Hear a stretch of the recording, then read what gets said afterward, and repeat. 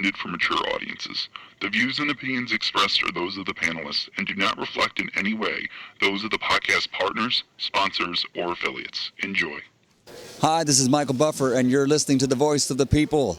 Let's get ready for Boxing Voice.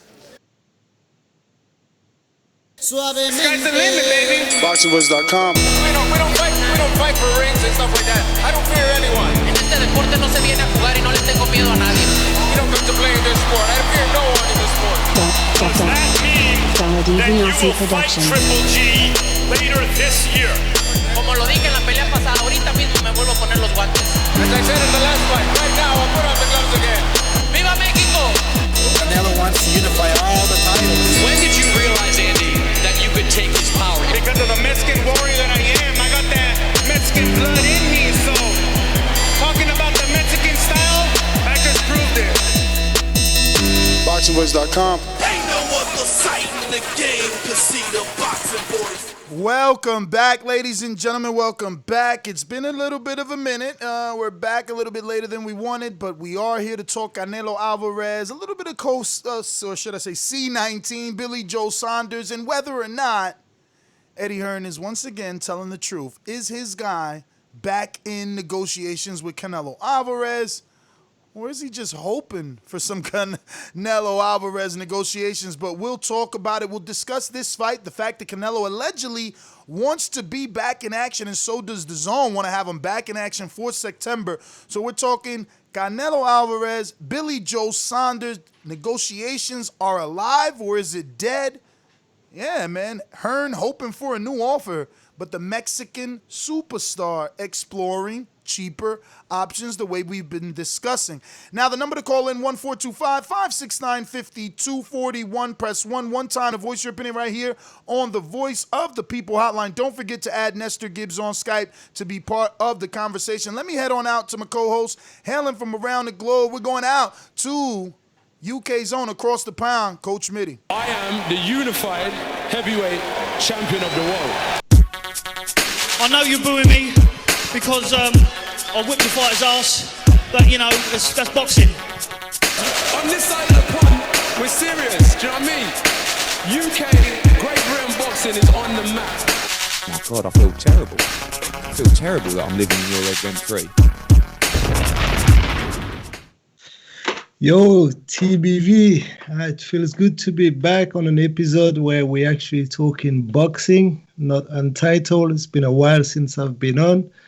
But hey, I'm on with a great topic when we're talking about one of UK best at the moment, Billy Joe Saunders, trying to get the best fight he can get against arguably the number one pound for pound. But hey, is Canelo ducking or is Canelo being financially savvy? So I can't wait to get into it with Ness and see what he thinks of Canelo and his tactics. It's me, Mario. What up? It's me, Mario, talking about the Canelo. And yeah, this is a pretty good show topic. I think it's really important. And here's the thing that I think that we have to keep in mind as we break this down. This is not, and I don't know, I don't want this to come off the wrong way, but this isn't a Terrence Crawford conversation. This isn't an Earl Spence conversation. This isn't about ESPN, C19 shows. This is the top of the ladder. And I'm not trying to discredit anybody else, heavyweights or nothing. All I'm saying is that this decision will have a trickle-down effect. This could affect boxing and the way it's brought back in a lot of ways. If Canelo takes the lead and fights somebody of the caliber of like a Bivol or a BJS for short money, it could really send a message to everyone else. If he decides to sit and wait or explore cheaper options, because that's another thing that Nessa talked about. Obviously that was part of this whole message here, and that could also send shockwave, or not shockwaves, but it could definitely have implications on other aspects. Like, all I'm trying to say is that this decision has ramifications that other fighters and fights really don't have. It's kind of like it affects them or that division, as opposed to Canelo, it affects the top of the food chain. So yeah, let's get into it. Mitty, let me ask you a question. I mean, obviously you being in the UK, but you also working a lot here in the United States. What has your particular company told you about traveling and when that will resume? Because it looks like Canelo and Golden Boy are looking at September. Now, this is just me assuming, but it seems like all the promoters think September, October, November. They're in hopes that somehow they get to have some sort of audience. I just don't see that. Let me tell you, like from a work perspective, we're not even looking to get back to the office by September. So forget traveling across the pond or to international locations, right? So, but I think it's slightly different when you talk about like professional athletes, right? Because those are people that can't really do without traveling, right? So unless you're going to have to go for the options that we talk about and then being confined to making fights with people that are in your geographical location. But I believe like they're working on the premise that there will be exception made for professional athletes that have to get around the globe to perform their trade, basically, right? So exactly. Yeah. Yeah, it's a difference between people that work and travel as opposed to somebody who's going to come to perform one time. And yes, he could be out for 2 weeks and quarantine for 2 weeks. And so I'm not saying it's an easy thing. All I'm saying is we're talking about an individual that can be isolated and a team that can be isolated, brought in. And by the way, it opens up arenas for people with jobs. Like this person can come in with a smaller team and affect a bunch of people in a specific area, as opposed to, somebody who works for a company and travels back and forth pretty regularly. That decision affects more than that one person. It's a bunch of people that are going to now be allowed to come in back and forth, and I'm not saying that's right or wrong. I'm just saying that you can make it work for sports in a way that it really can't or won't work for the rest of us. I mean, and also you have to remember, Mitty, I think corporations have to. Let me interrupt real quick just to bring up this super chat here by John. I think this is John in Michigan. He says, let's be real. If this fight gets made, it's because Billy Joe takes less for the first fight and gets a rematch clause with much more. Now, just to add some context to that, it was rumored that Billy took $8 million for the first fight, and that fell apart due to COVID-19. I mean, it is going straight into it, right? And talking like, I think it's not just Billy Joe taking less; it's both of them are going to take less. And I think like Mario put it right. Like Canelo is definitely in the driving seat, and whatever he ends up doing will probably set the tone for other big names in the sport, right? To say, hey, if Canelo is ready to take lesser money and fight good opposition or dangerous opposition, because that's the new reality of things, then you can probably bet your that other fighters of his caliber will follow suit, and so you're gonna have like a Crawford, maybe reassessing his decision and stuff like that. So yeah. But to answer the super chat question, I think they're both gonna have to take less if this is to happen in September. Yep, not definitely. Not just Billy Joe. Do we believe 25%, even a little bit more capacity on any venues? I mean, is that why they're targeting, September, Mexican Independence Day, in hopes of having fans? I think they're gonna try to get as much fans as they can, but I also think that they have to work on the assumption that gate revenue is almost something that they have to write off. It's a bonus if it happens, because you could have like a venue that allows you to have like quarter of the capacity, but you also have to bank on the fact that people are willing to take that risk for a boxing fight, for example. So there's too much unknown there for them to bank on gate revenue. I mean, we could all touch. I was just gonna say, let's all touch on our own from a personal level, as far as the thoughts of capacity coming back, even scale back. Mitty got kind of insinuated that people may not want to come out for a boxing event due to the pandemic. But I disagree. I look at the supermarkets. Even Marshall's just opened back up, which is like not a superstore, and the line is outside. Wendy's fast food is outside the parking lot. I think people are starving to get back outside, dying, in fact, to get back outside. Well, listen, I'll say this. First of all, super chat from Teddy B, the Midwest. He says, remember what the Texas governor said. They can do like 25% capacity. So if they go dumb with ticket prices, money can be made. And listen, the initial question was, are they targeting September because they assume that they're going to get to a specific percentage of people allotted in? I think Mitty, what he said is the perfect answer.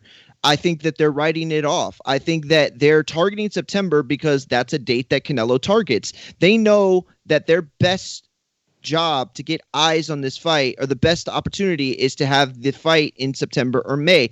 September gives them some wiggle room where if by chance things happen to go in the right direction and people are allowed in to whatever percentage, then that's just going to be money on top. But I think Mitty said it best when he said that they have to kind of just think about it as writing it off. They have to move forward like nothing, like there's not going to be a gate, because if they go forward in any other manner expecting any sort of percentage with assumptions, that fight could be canceled because money is going to get shifted. Anything happen. Look what's going on right now. Texas opened up and everybody was like, look at Texas, opening up and taking these first steps back. And now we're under this huge, every day we're setting records of deaths, hospital visits, everything. You know what I mean? So it's not gotten better. And some places are saying that they're going to get shut down again. They're even talking about my area, getting shut down just before everyone else. So it's not even going to be like a Texas thing. It could be a regional thing because some of these places are just huge hotbeds. Yeah, I mean, from a financial standpoint, I think one thing that they can bank on for sure is pay-per-view money. And they can actually probably push even more on the pay-per-view side. People that would be anxious getting into the fight would have no alternative but just to go and watch it on the TV and pay the money to just watch it through pay-per-view. So pay-per-view money is obviously one of the number one stream of revenue they can get for that fight, and obviously network money, right? So aside from that, I don't know, gate revenue will not be a big deal breaker anyway, a big added pool of money on top of that. How much would that be with even if you go with quarter of the capacity? What are we talking about? Are we talking about 2 million? I don't know, right? So at the gate, right? So. Well, and another point that I just seen Ryan O'Rourke made, this might benefit Canelo in certain ways where he's able to take, easier fights where it's not a little big money just to get fights off his DAZN deal. You know what I'm saying? Because he has a ton of those left. So it's like he puts himself in a position where he doesn't have to face tough opposition like BJS or Bivol or any of these guys that would give him a tough matchup. And he's fighting, no offense, but the Willie Monroes or who is the guy that Ness has been saying, Gabe Rosado. If he goes those routes, those are just knocking off fights for DAZN. And then he can come back and renegotiate and do his own deals without Golden Boy. It could be a big thing. The zone is also in control of that, right? So we keep saying that he's gonna get poor opposition and all this. Maybe that's the case, but let's also not forget that the zone has a say. They have to sign off on the opponent as well, right? So very good point. You're right. Well, I mean, I've seen people saying, people don't have money for pay-per-view. Well, this isn't technically pay-per-view. I mean, would you pay a price to view it if you don't already have DAZN? Absolutely, but it wouldn't be technically pay-per-view traditional price. You still I actually forgot that. You still would be paying to view it, just not at $79.95 for HD. You would either pay $19.99 or the $100 for the year. So let me get to some audio, just to get into the mind of Eddie and why he believes Canelo and Saunders should be renegotiating and hoping for a new offer. And if he doesn't take Billy Joe Saunders as the next fight. How involved are you now in these Canelo discussions? Is Golden Boy or Canelo's team still talking to you about Saunders, or is it your impression that fight's off the table? Let me just pause it right there, and I want you guys to closely pay attention to what he said. He's really not involved at all. I'm just saying. He's on the outside looking in. I'm just saying, if you can't tell that, you're an Eddie fanboy. I think right now they're really establishing where the fight's going to be, the budget for the show. You know, is there going to be a crowd? I sent an email to Eric. Mario, I mean, if you don't work for, I don't know, Macy's, would you know when they're going to reopen? Yeah. You would? Oh, if I didn't work for them. No, I wouldn't. Okay. I thought you said if you worked for them. I'm sorry. Okay. I don't know, because I don't know. I felt like what I was hearing, it was like if he was talking and he was part of the promotion. I don't know. I could have been wrong. Why does that surprise you, though? I mean, it shouldn't surprise. It doesn't surprise me, but it always. You're saying you think it's going to surprise others? I think others will digest it differently. Got it. I get where you're going now. Okay. Gomez a couple of days ago just saying, look, we had a deal in place for Billy Joe Saunders. We understand it's not in place anymore, but we want the fight and we're happy. We had a deal in place. We understand the deal's not in place anymore, but we want the fight. So there's a lot of publications. This isn't in a slight of Eddie, but this is publications. You Google Canelo Saunders, it's back on. They're negotiating. We're waiting for an offer. And it's like, wait, no, that's not what Eddie's saying. In fact, Eddie is putting it out there, wanting to receive an offer, but we'll hear that. Let's talk about the fight. Everybody's being asked, Chris, at the moment, because, or until the crowds return, if you want to fight now, here is the new deal. Do you know what I mean? If you want to wait till later in the year or maybe next year, of course, that will be honoured. But if you want to get out, if you want to progress your career, you have to understand the game's changed. The landscape's changed. And that question will probably be asked of Canelo Alvarez by Golden Boy to say, we have no gate anymore. Now, when he says that question will be asked to Canelo Alvarez, hey, there's no gate anymore, obviously, to me, he's insinuating that even Canelo has to take a pay cut. Yeah. Yeah, I mean, that's clear. But what he's trying to say, obviously, like, you're right that, he's not a driving force in that deal. He's the guy that is like, has to play the B side because that's what he is here. He's trying to get the side. He's trying to get the deal.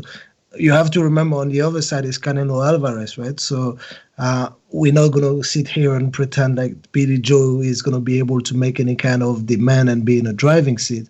However, I think Eddie is trying to make us understand like that Golden Boy has to figure out the structure of the deal and how much money can they even bring to the table for a Canelo Alvarez fight, and then talk to Canelo and say, this is the money that's on the table, and this is what you're going to have to take if you're fighting a Billy Joe, or we can go a different route, but it's up to you to decide. So that question needs to be posed out to Canelo. Yeah, look, go ahead, Ness. I was just going to say, Mitty, I remember one time you said, or I think I heard you say maybe that DAZN needs the gate, which they're not the promoter, they're the network. I don't know if you said that, but if you did, can you elaborate? Because I'm seeing people in the chat saying there's no way DAZN does this fight for $20 knowing that there will be no gate. So basically, the chat insinuating that the price would go up to kind of supplement the lack of fans in the audience. Is that a possibility in the both of your mind, you, Mitty, and obviously Mario? Yeah, no, I didn't say that, but I can hypothetically try to answer that question as if I said that. I don't know. I don't see how DAZN changes their price structure, right? Just for that one fight. So that's going to be difficult. But I'm sure they're toying with the idea, right? They're trying to see how they bring as much money as possible. But it's difficult to change a price structure for the type of product that they are offering, right? So commercially, they will just have more people against them. And that's not what they're trying to do. They're trying to build something that is even bigger than boxing, right? In the US, they're trying to branch out to other sports, right? So, yeah. I agree. I don't understand what DAZN would have to do with the live attendance. They're the network. I don't know. I don't see them being able to do this during this time. Listen, everything that people are saying is trending towards the prices most likely coming down. Now, would I be surprised if the prices go up? No, because this is boxing and this is capitalist America, and things don't work out for the consumer all the time. But ultimately, what I think is that they have to do this in a way that works, like for everyone. And because so much is on the line with Canelo, it's like we're placing added emphasis. You know what I'm saying? So here's Eddie trying to paint this narrative of, the A side's got to take a cut, the B side's got to take a cut, but we still want the fight, without acknowledging the fact that really, yes, it's the pandemic that caused the postponement, but they got away from the BJS name because of the video that came out. You know what I'm saying? Like, nobody wanted to talk about him after that video came out. This is a heightened time of I don't want to call it sensitivity. I'm not saying it's sensitive, heightened time awareness. More awareness is being placed on what you say and what things mean and what he said in that video. I'm not even going to repeat it, but it just didn't sit right with anybody. There was nobody on his side. But at the same time, it doesn't, like, he's also a really good opponent, and he works in this climate where if he were to take that hit, that's the type of fight I think that is better than what we've been thinking we'd get from Canelo. You know what I'm saying? I mean, like, listen, go Ness. I was just gonna give you guys some numbers here. One industry source says that the early DAZN financial model anticipated that the streaming service could have as many as 3.5 million subscribers in the United States by the end of 2019. Now, obviously, the pandemic didn't take place until March 2020. So if these numbers are right, 3.5 subscribers in the U.S. is good. But then the article goes on to say that another well-placed source says that DAZN now has around roughly 8 million subscribers worldwide and approximately 800,000 in the United States, which, remember, it was a 200,000 bump from the last time Canelo did. I think Daniel Jacobson was, boasted to have done 600 straight from the U.S. Now, just giving you those numbers because this is an article basically questioning what's happening with DAZN January 6, 2020, right before the pandemic. The article is by Thomas Hauser, and it suggests, or at least puts the thought into your mind, is DAZN losing money? A quick Google search shows that DAZN lost almost $627 million worldwide in 2018. Now, to us as boxing fans, it seems like their 19 did well. Yes, they spent a lot of money to acquire all those fighters, but for us, it looked good on the outside looking in. But I mean, who knows? I mean, they can make it look good, right? Because it's all about like marketing and perception, having the key people in the press or coming into like a podcast like TBV and just like, pumping their chest and making it sound like it's great, right? But if I'm hearing what you said, you're saying that they're anticipating to get like 3.5 million in the US by the end of 2019, but they actually have 800,000. But so 800. But both guys are sources, though, Mitty. So which source is true? Is the guy saying 3.5? Is he telling the truth, or is the one saying, well, they really got more like 800,000 in the U.S.? But now remember, the secondary source said 8 million worldwide, 800,000 only in the U.S. So secondary source is more than the first. Yeah, I think but the secondary source is just like it seems like the secondary source is giving you facts, as in like they have 8 million worldwide, and 10% of this is in the US, right? So whereas like the first one that you read, I thought that it was more of like a plan. Hey, we are going and we think that if we're going at this rate, we're gonna get 3.5 million. So and there's a big disconnect that at $20 a month, 800 is 16 million, right? As opposed to what at 3.5 million times 20, that's a big drop, right? So I don't know, man. But I don't know. Like you said, it's all speculation, and again, we're going away from the fights and what Eddie was trying to do, right? So I think what Eddie is trying to do is not really talking about the zone.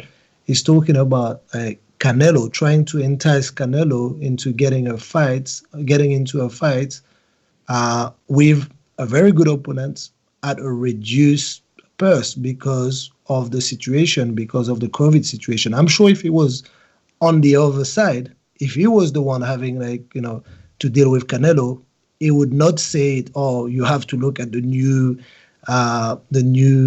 circumstances of thing, and you have to take a big pay cut." He will just be talking slick, and he will just be saying, "Hey, you know what? We can look at cheaper opponents because Canelo needs to get X amount of money, right?" So, I don't know. I think it's good promotion again from Eddie, trying to back Canelo into a corner, and just trying to say, "Hey, you've got no choice but to fight Billy Joe Saunders, but it's really up to you. Do you want to be great, or do you want to just fight lesser opponents for which you don't get any kind of credit for?" That's what I'm reading into that interview. Right? Yeah. I do also want to, because even though I mentioned it a little bit, I want to bring up the Steve Kim tweet from this morning, I think it was. Ness put in the pre-pro. This is from Steve Kim. He says, "Here's the manager of Dmitry Bivol, Vadim Kornilov." Vladimir, isn't it Vladimir? Oh, it might be Vladimir, but it might have been a misspell. It's Vadim, right? Yeah, Vadim.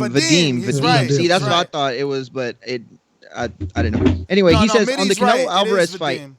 This is the manager of Bivol talking. "I know 100% that we're willing to take less than Saunders or Callum Smith. I've heard rumors of what the numbers are, and yes, we are willing to take less.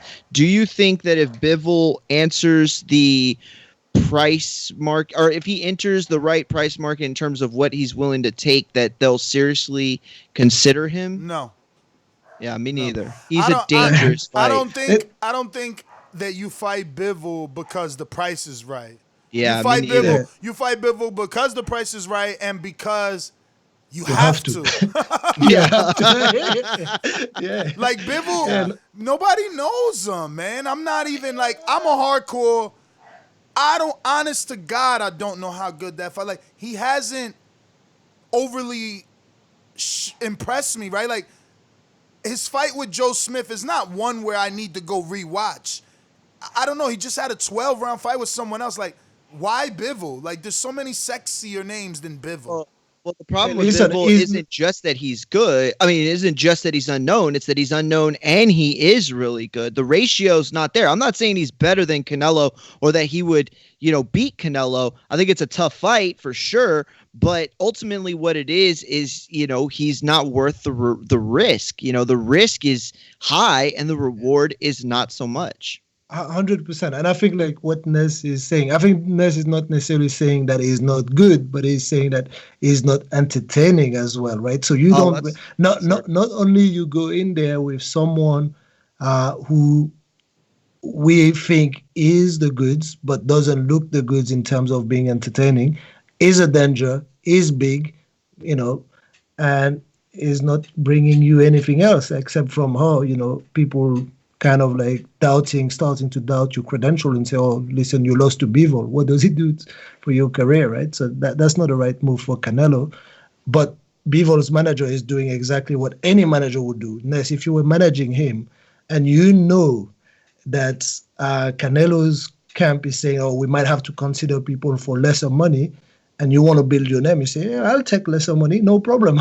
I'm that dude. Bring me in, and I'm on the zone as well." So let's go. Even if we're not serious, right? Because we get the media saying, "Hey, Bivol's willing to come down." Oh, so then Canelo sends an offer. Maybe you like it, maybe you don't. But just because you said you're willing to come down, just because you said you're willing to take less money, doesn't mean you're going to take the offer. So for Bivol and Vadim, they're doing the right thing. Regardless, they get attention. They just got us to spoke about him. They got Steve Kim to speak about him. Others are going to write about it.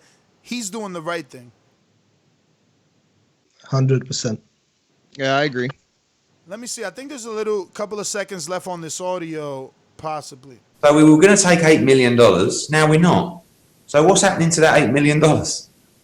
Do we find a cheaper opponent? Do we try and... What's he mean? What's happening to that $8 million? Obviously, they were going to give it to you before the pandemic, so that means that money isn't there. It's not there. Yeah, he's talking slick, right? But he has to, man. Come on, what do you want him to say? But he said, hey, like, you were going to take 8 million, but now there's no more 8 million on the table, right? So there's just like, I don't know, 3 millions. Like, do you want to take it, Eddie? That's what I would get. I would go back to it. I would be shocked if Billy Joe took, like 4 million for that. That would, wow. I don't know, man. I'm with Crawford, guys. I'm with Crawford. If you're Why would you be shocked? Like, because would you be shocked, like, Canelo still could kill you. Like, literally. Like, I don't know, man. We're not talking. Yeah, all right. He's never knocked no one cold out, but this is boxing. Except Kirkland, like, but this is boxing. Maybe he can, right? So. Well, this is boxing. What's that kid's name that did what he did to Pritchard Colon? Look at Mike Perez. He's no longer a name that we talk about, but he did what he did to Magdomed. Like, you just never know when it's your night, and now you're gonna take a $4 million pay cut to fight a dude that's considered number one in the world. So now your danger goes up, but not your purse. I mean, it's something to think about. I would reverse the scenario more. Like, so, it'll be that, I think that Billy Joe will be more inclined to take it than Canelo would be to take it for less money, because Billy Joe, I think we could all agree that in terms of like his style of boxing and his ability to raise the level whenever he has like a top opposition, he can, be trouble for Canelo for a few rounds at least, at the very least for the first half of the fight, using his slick movement. It would give Canelo trouble. Like, I hope that he can give him trouble for the whole of 12 rounds and then win the decision, which is what I want to see. But like I said, to me, it's more the other way around. Canelo is the one that would be less inclined to take it than Billy Joe. Billy Joe will say, yeah, give me 4 million and I'll fight him. I'm actually afraid for this fight. This is no different for me than Wilder Fury. And I know that Canelo has more, I guess, boxing agility than Wilder, right? Or more of a boxing IQ. Yeah. So he probably would do a better job at cutting off the ring, but I can't help but think of Laura. I can't help but think of that Laura fight and say to myself, well, Billy Joe gotta be able to do better than Laura. He just has to be able to do better than Laura. He's more disciplined with his jab, and he's on his toes more than Laura. Like, Laura uses his toes when he wants to retreat. Billy Joe fights like that. The parallel that you took is perfect, because Billy Joe is also the same type of dude as Fury. He can put an absolute stinker against opponent that we don't really like or we don't really know, because he can't get up for that fight. But whenever he's in there with a better opposition and he needs to produce the goods, it seems like, he's able to do that. So I agree. I mean, we haven't seen him do that at the same level as Fury doing it, like with Vladimir and Wilder. But still, we've seen him do that before, where when he had to step his game up, he did. You're absolutely right. And real quick, I want to take it back to the pay cut aspect of this. I do think he would take it, because even though, yes, you can look at it, about the fighter getting paid but it's about the fighter getting paid what he's worth. And ultimately, the fighter has to determine what the fight is worth. You know what I'm saying? Because not all fights are registered the same. Like, you could talk about what a fighter's worth is, but you could also talk about what the worth of a fight is. You know what I'm saying? So it's like, for BJS, it's like going in there and you're going to take a pay cut, but you're not taking a cut from the pay that comes with the opportunity of facing Canelo. All of that is still on the line. The glory, the transparency, what's it called? Whenever, like, basically the power goes from one to the other, like, all of that is still very much on the line. Everything that you gain from a Canelo win is still very much on the line. Is that worth taking the pay cut? That's not me to decide. That's up to BJS to decide. However, thinking of it and trying to empathize, I do think it's worth it because ultimately you're still making millions of dollars and you're putting yourself in a position where if you beat this guy, you become the new king of the mountain. You know, is he going to be as big a star? Like, that's not the point. But the point is he enters a new stratosphere of superstardom. I just don't know that it's worth the pay cut. Like, don't forget that Eddie has taught us Boxing Business 101. The A-side superstar will have a rematch clause. More than likely, because of Canelo's contract structure, he'll be the A-side in the rematch. He'll receive the lion's share. There's really no belt on the line here, so you don't even get that negotiation tactic of having the champion's title. Like, this is all wrong for Billy.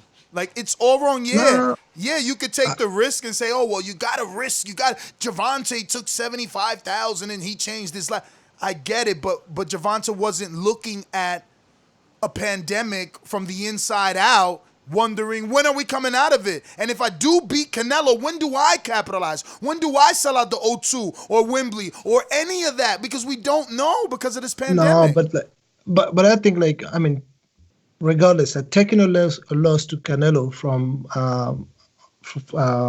a Billy Joe standpoint doesn't mean the end of his career. You're right. And actually, I think we can all think like, Canelo is the favorite in that fight. However, we can all see that this is a tricky fight for Canelo. And like I said before, I think there is more risk for Canelo than Billy Joe. And Billy Joe, knowing his mentality, knowing the type of guy he is also, I don't think like he'll have a problem with just taking like that cut. And especially if we're talking about 4 million, right? So now it's easy for me to say that because I'm not the one losing 4 million, like going from 8 million to 4 million. But it's also easy for me to say that because, I've never made 4 million in one night in my life. So I will take it. Mitty, but you're talking about Billy Joe from a standpoint of losing. I'm not talking about losing. I know it doesn't matter if you lose to Canelo. You still get the popularity of the fact that you were in the fight. Daniel Jacobs doing okay. I think he just bought a car that probably is only 50 of it in the world. So the thing what I'm trying to say is you don't capitalize off the win because the win is attached to a contract that you don't control like AJ's. Oh, okay. And so now you're attached to a contract, a rematch with Canelo. Again, his terms, where he wants. Plus, you don't know when you can capitalize off that win, meaning you don't know when you could go back to the O2 and Wembley and have all these fans that now seen you beat the pound-for-pound number one. Like, you don't know. No, I get it. And actually, I like it, right? Because now I'm seeing, like, realisticness, like, realistically being able to see Canelo, the top guy, losing against Billy Joe. So I like that. And because that's the truth. It can 100% happen. So having you putting it this way, I agree with you. Like that would suck for him to win that fight and not being able to have like an even bigger fight on his own term in the rematch. So that I agree with. But like, going away slightly from that conversation, like the other one that I wanted to bring into the picture, and we just praised like Vadim Bivol's manager for making like a little play for his fighter. Sure. But how about Callum Smith, right? Because Callum Smith is another one that will take even less money than Billy Joe Saunders, and Eddie is having to play both guys, right? So, but he's not even bringing up like Callum's name, but Callum is also dangerous, right? So, but here's the thing. Come on, Callum. Why are you saying? Go ahead, Ness. He turned down the offer, Mario. Yeah, and that's then what I he was goes gonna out say. to the media, says, "Oh, well, Canelo didn't really want the fight. He didn't want to negotiate." No, you thought you were worth more, and you thought you had leverage. We moved on. But that's the same thing that Eddie is saying. Like, hey, that's the new. In the new world that we live in post-pandemic or during pandemic, let's reassess everything. Like, okay, yes, I messed up. I turned down an offer. This is not the real world anymore, or this is not the same world anymore.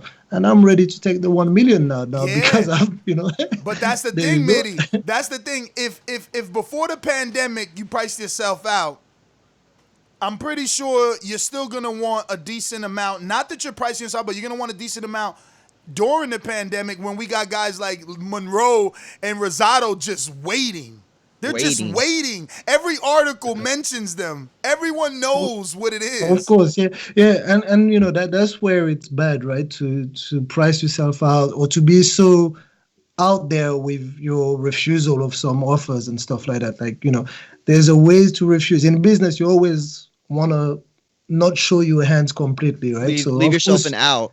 Exactly, leave yourself an out. So yeah, I guess in that respect, yeah, I can't really defend Callum, but I would like to see him fight Canelo at some point too, because we like to get behind our fighters, and I think Callum could do something, right? So, well, listen, I'm not from the UK, but I want to see that fight. I would love to see that fight. Okay, Callum Smith and Canelo is the fight that I felt like was going to be a huge fight at some point. And if we can get it sooner than I thought I would want, then we'd get it. Great. But that's kind of the problem I have with this, is that when Callum's name started to enter the realm of possibility, I got my hopes up. Now, after what happened, and maybe unfairly, because we did have his manager come on, Callum's manager come on and explain the situation. And, you know, he made more sense defending Callum, but I still kind of held that grudge a little bit, thinking, yo, you got my hopes up, and then you just turned it down. Like, so for me, you want the fight? Fine.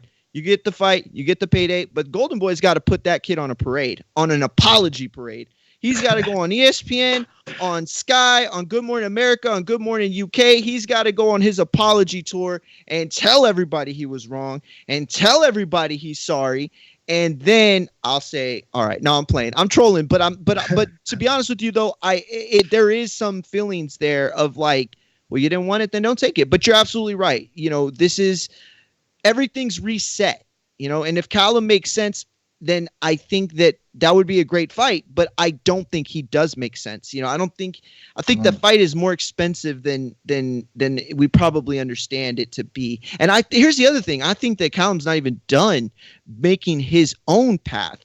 You know, I don't think he needs a Canelo to shoot himself into the limelight. I think that at some point, that's a fight that we're going to go ahead. He had a stinker with John Ryder. That's true. He lost for some people. I think it was just still close, and you can give him the decision. But I think that John Ryder fight actually, I thought would have brought him closer to getting a Canelo fight. I thought Canelo would say, "Yeah, okay, there's nothing special with that. Do it. Let's do it." And he probably did. But now I remember that, you know, Callum is the one that refused the offer. So I'm sorry, Callum. I can't talk for you here. I can't defend you anymore. I mean, I'm just not a Callum fan in terms of for this particular fight. It, you know, we gotta think about DAZN. You know, they need to recoup. They need to attract subscribers. Why you've got to think about them? Like, I mean, it's true, right? For them, they have to do that. But as a fan, well, because I'm never just a fan, Mitty. If I live in that world where, I'm a fan, I want Canelo Bivol, and I don't understand the economics of the sport, I will always be frustrated. But when you start to live in reality and understand that this is a business, DAZN is not here just to please you and I. They're here for the long term and the long run. So they're going to do what's strategically best for the company and the company's investors.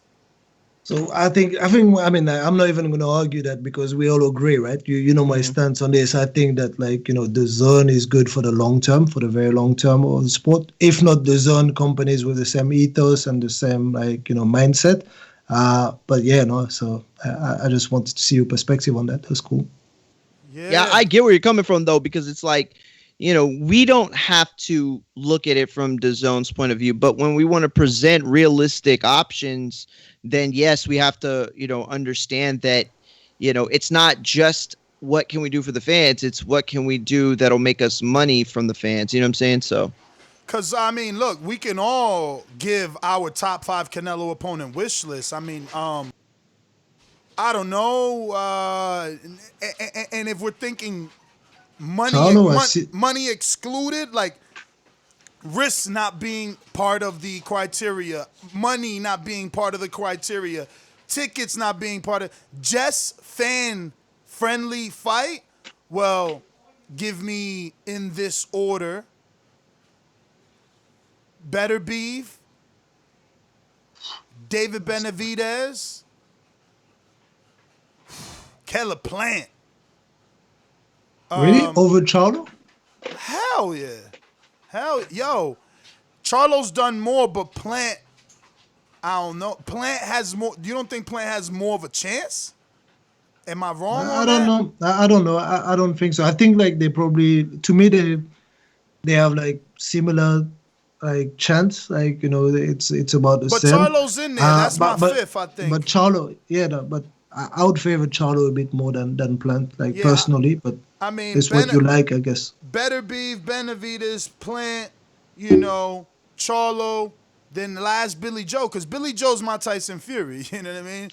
Well, if we're just matchmaking without any sort of like rules or anything like that, you're absolutely right. This is how crazy it could get, because if I give mine, I would take out Better Beef, put Charlo, put David Benavidez, and then put Earl Spence. You know, and again, if this is out without rules, without, you know what I mean, considering all that stuff, then that's what I want. Can I just ask you a question? So you want Earl as a fight? Like, I wanted Earl for Canelo because I think it's big business. I think they can do 100,000 in Texas. I never expected it to be like this fight that we need. Well, that's why I said it third, because I think that Earl's getting bigger and bigger, and I mean that physically. And I honestly think that pound for pound, he beats Charlo.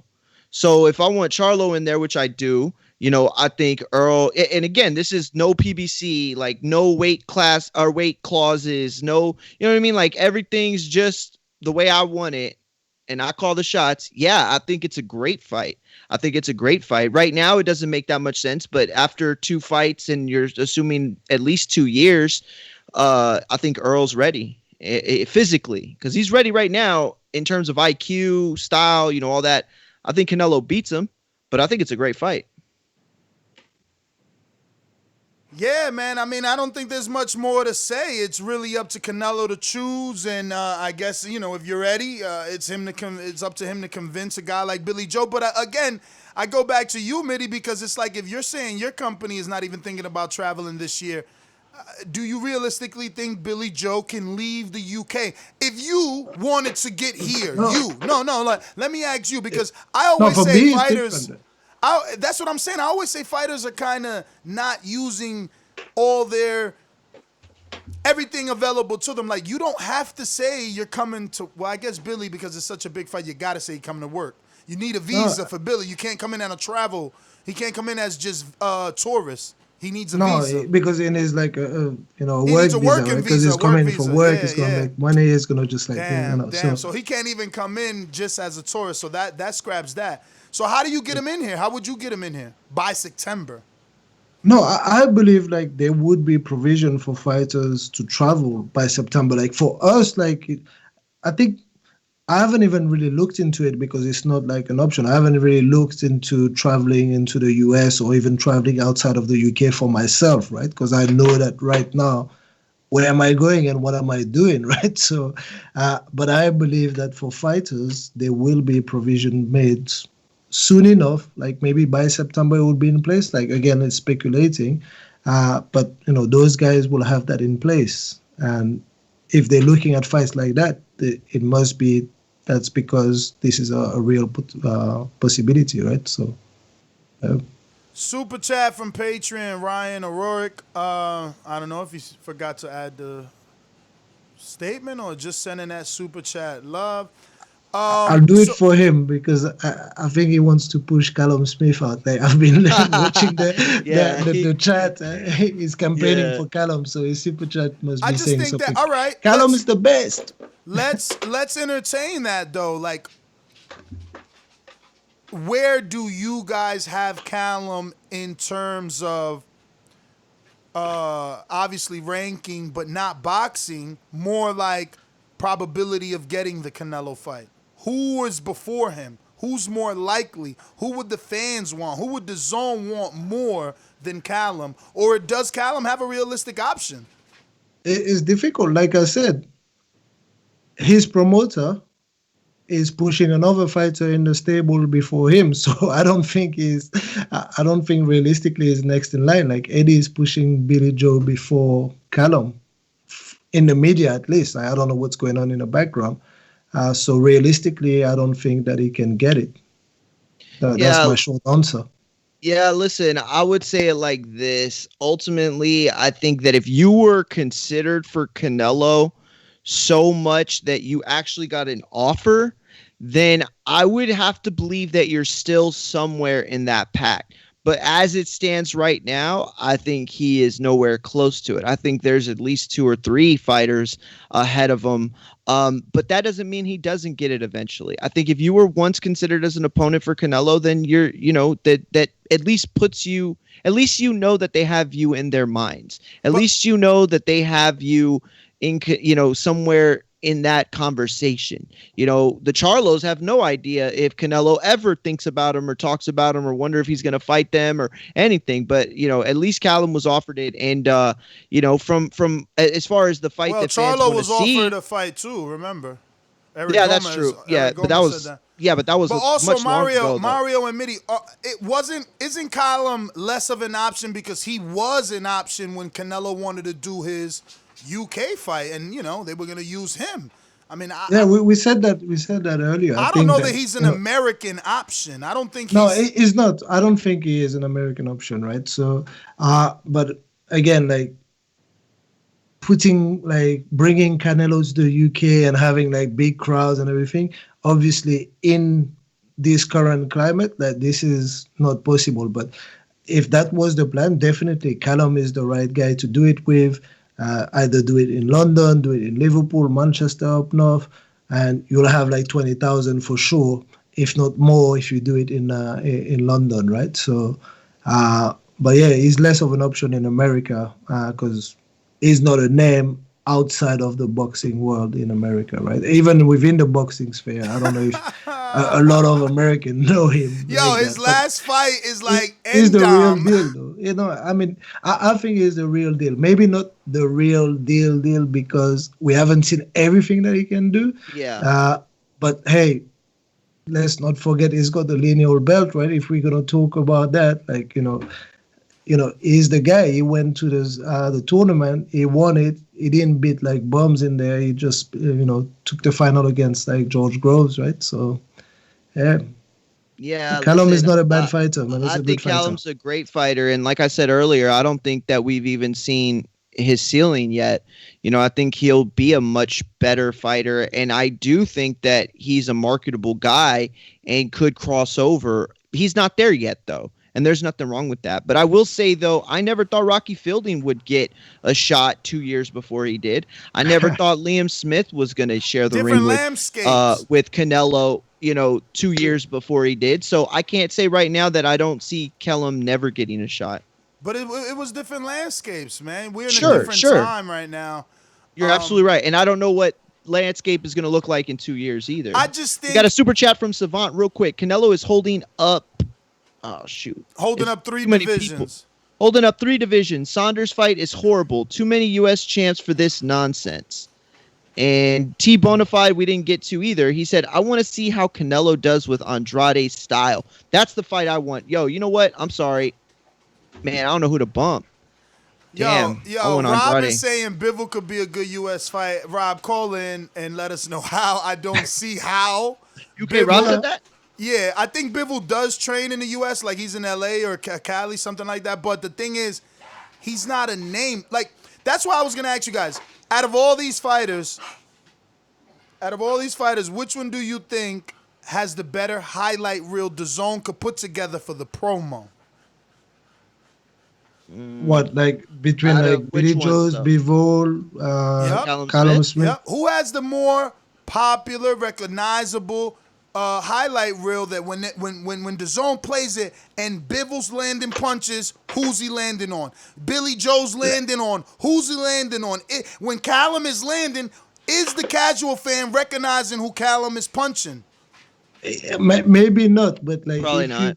If you put like some of those highlight reel of like the fight that he has with Hassam and Dam, like I thought he killed him, although he just came back up like pretty quickly, but he put him down like clinically 2 or 3 times, like on the AJ undercard, on the AJ Ruiz undercard. That was quite good. You can also have him like against like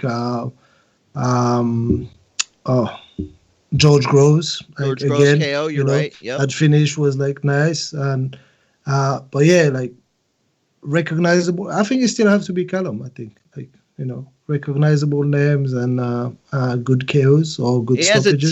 He has a TK over Rocky Fielding, who shared the ring with Canelo in one round. Like if you want to build it, you say, hey, Callum did it better than he did it quicker. He exactly. blasted him out very quickly. And what about a guy like Billy? I mean, his highlight Billy would reel, have to be the slick stuff, right? So you will have to show him like making like Lemieux miss and say, hey, I know you're booing me, because I kick your fighter's ass, but let's be real though. BJS doesn't sell it on the video package. He sells it, in the media, in the press conferences, in the interviews. I don't know how they would do them, but they would get done. And when the media starts printing and publishing the stuff that BJS says, it is gonna, cause people to want to take notice and pay attention, specifically the casual fans. Like, again, when we talk about the tactics and the media that is used to sell fights, it's not used to sell fights to us, because we already know whether we want the fight or not. It's used to sell to the casuals. I mean, in America, I don't know how it would come off, right? I still think it's Rosado and Monroe have the better highlight reels, and I know it sounds almost idiotic, right? What type of highlight? Them getting killed? Exactly. It almost sounds idiotic, but from an editing standpoint, there are moments in the Monroe-Golovkin fight, right? Where, again, you had to live through that time and that era to understand that we had callers calling like, oh, Golovkin got touched up. And then there was a fan base of people that would be like, Gennady carried him. He does this. He's baiting people. They won't fight him, so he's allowing you to see that he's hittable just to bait you. His trainer would say that. But there are moments from Monroe, just like Rosado. Even through the blood, you're right. Even through the blood or out of the blood. And what I say about that is that Gennady is the most recognizable to the casual. They understand that he has these 2 fights with Canelo, and now here's these 2 guys at least landing punches. I mean, for Billy, the biggest thing that Americans are going to recognize is David Lemieux, who's a Canadian, but he's fought here in American television quite a few times. And then for Callum, he doesn't listen, real quick. I got it. Listen, yeah. I got it. You're absolutely right, Ness. You can put an editing package together that will make both Monroe and Rosado look like better opponents than Callum Smith and BJS. You're absolutely right. Here's the problem, though. At some point, you have to show their records. At some point, you have to talk about the fight. And that's when nobody gives them a chance. And that's when it goes out the window. You can edit it to trick some people, but then when you have to talk about the actual fight and you have to talk about their records, and when people do any sort of research, it's over right there. But Mario, isn't it too late then? The highlight reel is to sell the casual. The announcers are for us, the hardcores. Sure, but I think ultimately, if you are looking up this fight and you are serious about buying it, and you're a casual fan, you want to see it. If you recognize Rosado, that's a bad thing. You don't want them to recognize Rosado, because then they're like, that's the guy that keeps getting his ass kicked. What? I'm not watching this. But you could trick people showing and editing, using editing techniques to make them look better. But you could do that. You could say that with anyone, though. Bro, right? # legendary nights. Arturo Gatti is Rosado. What are you talking about? I mean, Arturo Gatti. I mean, he won a world title, but Rosado probably will one day. Yo, listen, we didn't think Caleb. Yo, I didn't think Caleb Truax was gonna win a world. Like he beat James DeGale. He beat James DeGale. Like it's possible. We just don't know. I don't think it's probable. I'll put it that way. Yeah. But I don't know. I mean, you can build stories. I think unless you're good at building movies and all those things. So I know I give that to you. Like you're saying that, you can hype them up from the fact that they're getting beat up by opponent that we recognize. He's great, bro. He can make it look like you deserve the Canelo fight. You send him some video footage, and we'll be talking about Mitty versus Canelo pretty soon. He's that good. So I get where he's coming from, and he's not wrong. You can edit things to make it look like this guy has a real shot, and you're going to recognize the names on the other side of the table. It's just the problem is once that video's over, you have to actually say who the opponent is, and that's when it goes out the window. Isn't this the perfect opportunity? Because Savant didn't super chat, but he said Mario's right. Rosado fight is another bad idea. Just stop it. But again, Mexican-Puerto Rican rivalry built in. It's built in. And guess what? Both those demographics are here in America. We can use those for DAZN and subscriptions. Like, you guys are not, again, you're looking at it from a fight fan's perspective. And you're right. No. I am. Not from the executives. But I'm not even arguing the demographics and all that. That's true, right? So if you want to just build a demographic, but if you want to build like an opponent that can have a win, and if you really want to build a movie, like you can really just pick Callum better and just say, Callum Smith is there to avenge his brother. His brother, came to the US, he lost. And he's like also like a very strange character where he's very silent type of guy, very ice, he doesn't have much expression in his face, doesn't talk much. Like you can build him as like, the Russian killer from the UK, right? Like the new Drago, like or something. They used that narrative with Trout too, and it was very successful in the Canelo fight. You read my mind. You read my mind. They used it with Rigoberto Alvarez and Canelo Alvarez. That's definitely something. But listen, I think that's right though. I'm thinking of it from a fight fan's perspective, and I think as a fight fan, I would be upset if I knew that Bivol would have taken the fight for as much money as Rosado would have taken it, and they went with Rosado. You know what I'm saying? I just feel like that to me would be a problem. Misleading. Get out of here. I'm just saying that's. Bro, I'm not, no, it's impossible. It's impossible. Like, first of all, they are on two different pay scales. So when they both decrease to 50%, they still on two. Like, Bivol's still on the penthouse, man. Nah, come on. You can't ever say that. I will never believe until we see until we get Vadim on this show. I got his number. Hell no. Until he says, he took what Rosado was taking. Get out of here. Rosado's. I'm just saying. We just established the word of gatekeeper a few shows ago. So that must mean Rosado's at least a journeyman contender. You know what I mean? Bivol's like a champion, dog. It's impossible to decrease that low. I agree. He would I don't think he would do that. I'm just making the point that if they could get Bivol and went the Rosado route, and it wasn't that much of a pay decrease or anything like that from those two, I guess this is what I'm trying to say. I understand the Rosado fight could do bigger business than Bivol. I'm not saying it would, but I'm saying I could see that. But at the end of the day, I want the better fight as a fight fan, and I know that's Bivol. I think the Bivol fight isn't ready because Bivol, you can sell him in the right area. Maybe New York City. Canelo's never done Manhattan, New York, and New York has a good Russian contingency. Maybe, look, I just said it yesterday, our governor opened up the casinos. So he could come to New Jersey. I was thinking about that with Bob, man. I got to get Bob on the line because I'm thinking bring Shakur back to New Jersey now. Put him in the Prudential 25%. Obviously, Canelo is not a 25% capacity guy, and that's what I mean. The Bivol fight isn't ready because they need to capitalize on Bivol's Russian demographic and get everybody in there. Like, I don't know. I just don't see that happening. You're making that decision for Canelo, right? So I'm the Canelo protector. Canelo would have to go for the lesser opposition, Rosado behind closed door, because we're gonna fight in a bubble, Mitty. Why would I fight Bivol in a bubble? Yeah, no, I hear you. And you want me to take a pay cut? Like, you guys are not thinking. Like, if I'm Canelo Alvarez, I am a multi-millionaire. I have all the toys, everything that I want. I already have it. We see his life. So now you're telling me, oh, there's a pandemic. So guess what? Do the fight fans a favor and take one of your toughest fights with no crowd, less money, in a bubble. Canelo's gonna laugh at you and get back on his yacht. Yeah, no, I mean, like, I hear it. I don't know which one you are more. Like, are you like the Canelo protector or you're a manager for Gabe Rosado? Like, you're one of the two, right? So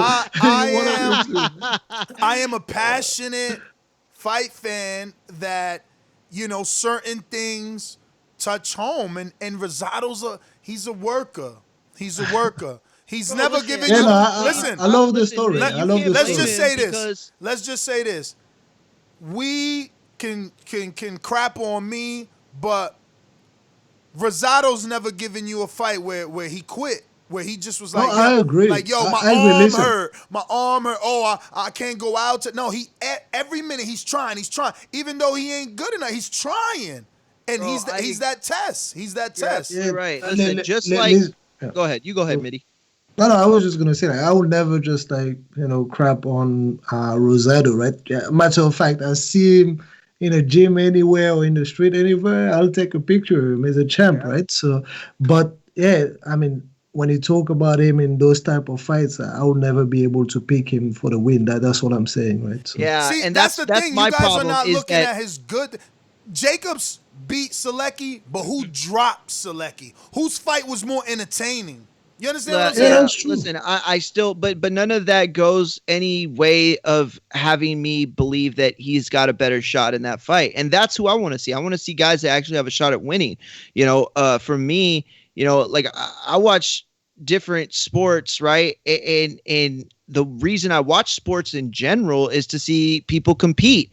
And, you know, for me, Rosado, but at the same time, I don't blame you. Like, the same way that, you know, people are like, oh, the UK wants to see their guys. And, you know, Rosado reigns home for you. He's an East Coast dude, you know, Latin surname. Like, I see the appeal, and he does appeal to me as well. I just feel like if, you know, and I'm from Texas, so I'm sitting here telling you that I don't have any dog in the race. I just want the guy that makes a better fight, and to me it's Bivol, not Rosado. I'm gonna agree with everything you said. I'm gonna say yeah, you know, he's East Coaster, so I'm feeling whatever, all that. But this is also true from Sylvester Saloma.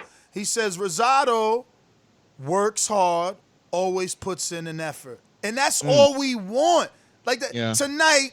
Don't forget to subscribe to the YouTube channel. We need to end this, get to these callers, because we are going live around 8 p.m. for the top rank card. But that's all we want. I want to see the two undefeateds. One is 5-0. His name is Rolando Vargas. He's actually with David McWater's Split Team Management. He's 5-0 taking on a 10-0, both undefeated. Guess what, Mitty? The 10-0 is from Bakersfield. And guess who's his boy? Sal. Yeah. Sal's putting money on him, but guess what? Rolando Nano Vargas is with Split Team Management, the big management company. Rolando Nano Vargas is the one that we interviewed, and he's the one that's 5-0 taking on a 10-0. So he's the one with the big ass balls. So I want them to give me effort. I don't want to do both of them be Rosado. Both of them be. Don't be Laura. Don't be Billy Joe. I don't want you to be Laura or Billy Joe, and I want to see a fight.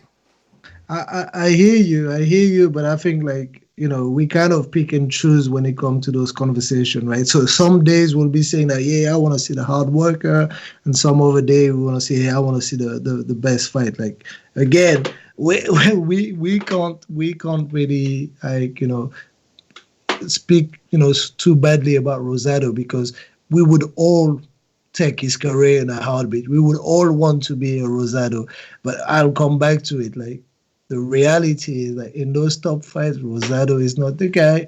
And then if you want to see a fight at the highest level, it's not going to be Rosado in there. Like, you're just accepting it because you accept the guy and you like him. But Rosado is no different from, like, some other UK names that I can pick up and say, hey, do you want to see, like, John Ryder against, like, Canelo? Because John Ryder always work hard. He'll try his best. You know, he's a worker, you know.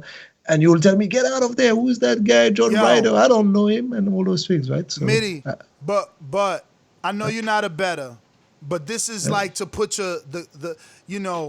put your back to the wall. Can you sit here and honestly say Callum Smith stops Rosado?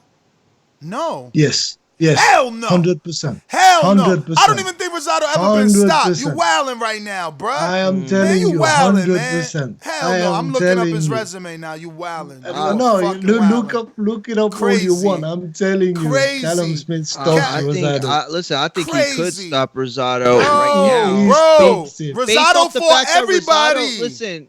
Yeah, but that's the problem. Rosado's fought everybody. Bro, he's been through the ringer. Can't even stop You're not talking about the young kid that we saw. Listen, you're not talking about the young kid that we saw on NBC Sports. You're not talking about the young kid that we saw on NBC Sports. You're talking about the guy who's been through the ringer time and time again. Yo, this kid is, damaged goods. You think he's shot born already? I think but I think all right, so look, you're talking like a 168 fighters that is like struggling to make that weight. You're talking about a guy Rosado fought at 68 like already. Durable fighters. Like again, I'll keep coming back to that. But George Groves is the example. He's the guy that you want to take. Yo, like, that's apart one from fight. That's one fight. That's one fight. That's enough. That's it. I'm telling you. He fought Adam. He fought and watch him. Watch that fight. Watch like the few shots that he gave to Hassam and Dam. Just watch it again. I was there because he was on the AJ Ruiz undercard, and I swear I don't even understand how Ndam just got back up from the first. Yeah, but my point about that is that he fought 160 pounder. He ain't been showing his dominance. His only fight is George Groves, and he ain't knocked out nobody of note. He's not Triple G. Groves. He's not Triple G. Okay. He's not Triple G. Let's remember. But he stops Rosado. I'm telling you. Who is Triple G? Like, what I'm saying is power-wise. Martin Murray didn't stop him. Monroe didn't stop him. Lemieux, he did stop him. Charlo didn't stop him. I don't know. I think he's durable, man. I don't know if Callum. Durable. I don't he's know if Callum can stop durable. him. I think you're talking about a big guy in Callum Smith, though, and I don't know. I definitely could see him stopping him for sure.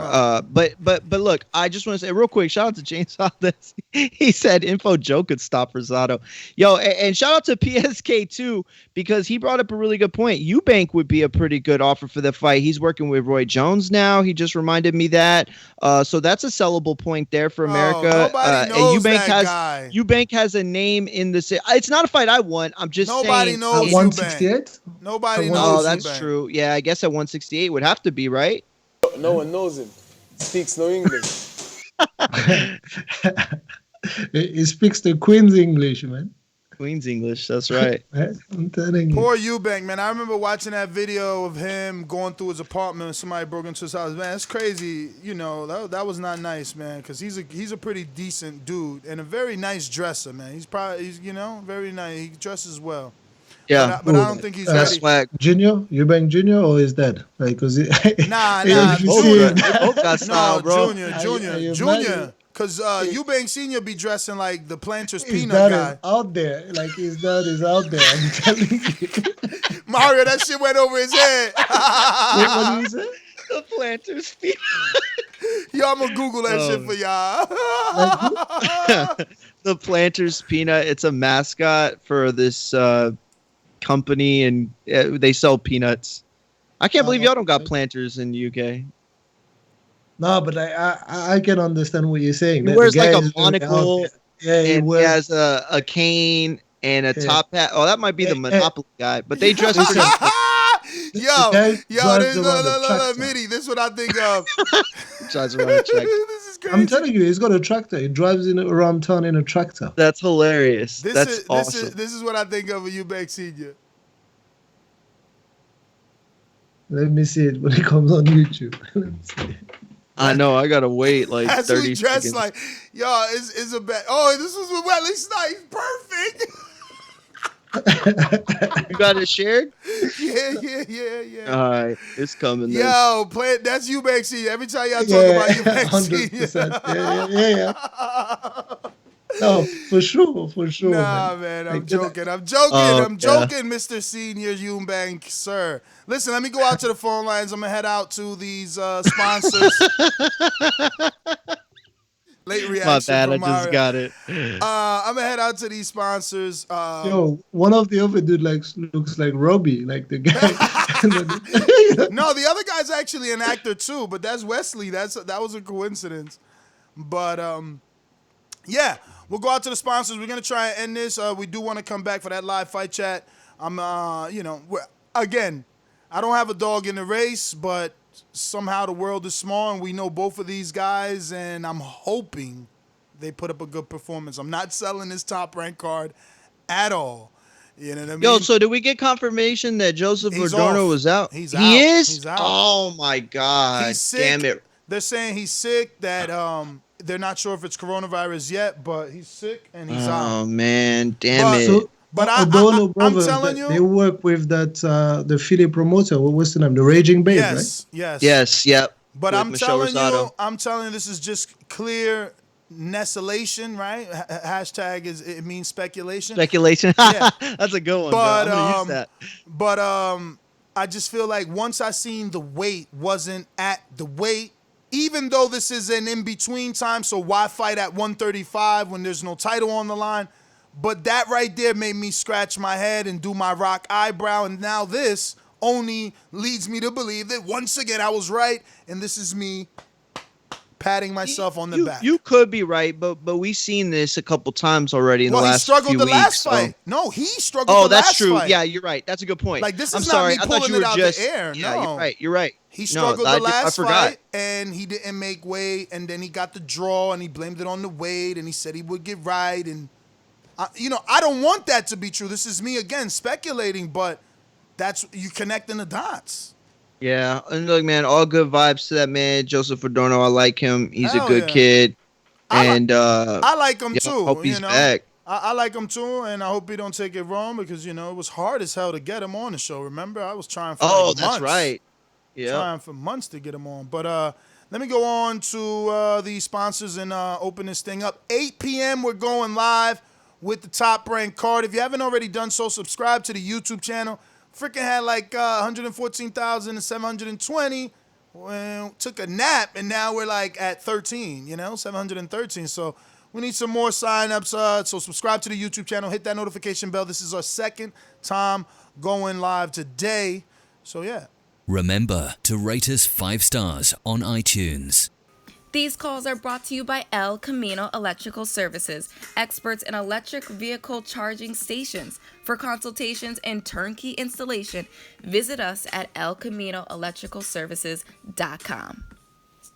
Going out to Ohio Runs Boxing. Once again, the number to call in, 1-425-569-5241. Press 1 one time to voice your opinion. Add Nestor Gibbs on Skype to be part of the conversation.